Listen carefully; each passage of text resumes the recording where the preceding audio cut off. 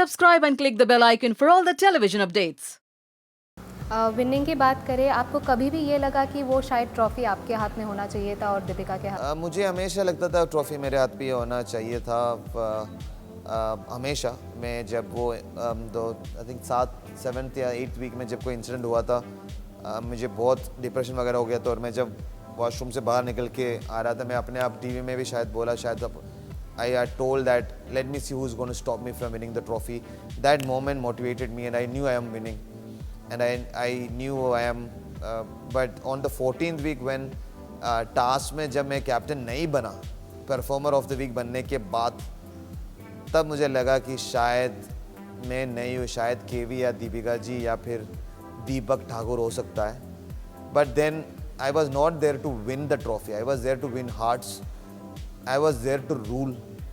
और मैं पूरी गर्व के साथ कह सकता हूँ, मैं बिग बॉस घर के बाहर आते हुए एक ही शब्द बोला, मैं बिग बॉस गया था सर्वाइव करने के लिए. मेरी पूरी दुनिया सोचा कि श्रेया श्रीशांत सर्वाइव कर पाएगा बिग बॉस. आप सब देख रहे हैं, I think I ruled it.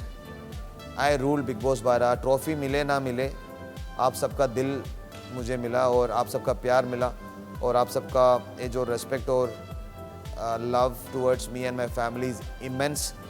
And that is going to keep me going for the rest of my life. And thank you, a huge thank to Sri Fam.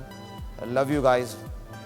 And there is a Srishant Fans Association who were there when that tough time happened on Facebook. To all of these people, love you guys. If cricket happens to me again, I know when I play for the country again, inshallah, Jamal, if I will, you all will support me as one guy. So that's the only thing I need. If cricket doesn't happen to me, entertainment industry, thanks for welcoming me. Please watch Cabaret and tell me the real reviews, not just because you hate me or love me. I want genuine reviews and I'm sure you will love this movie. Please go download the app Z5, watch the movie Cabaret on 9th and please let me know how it is.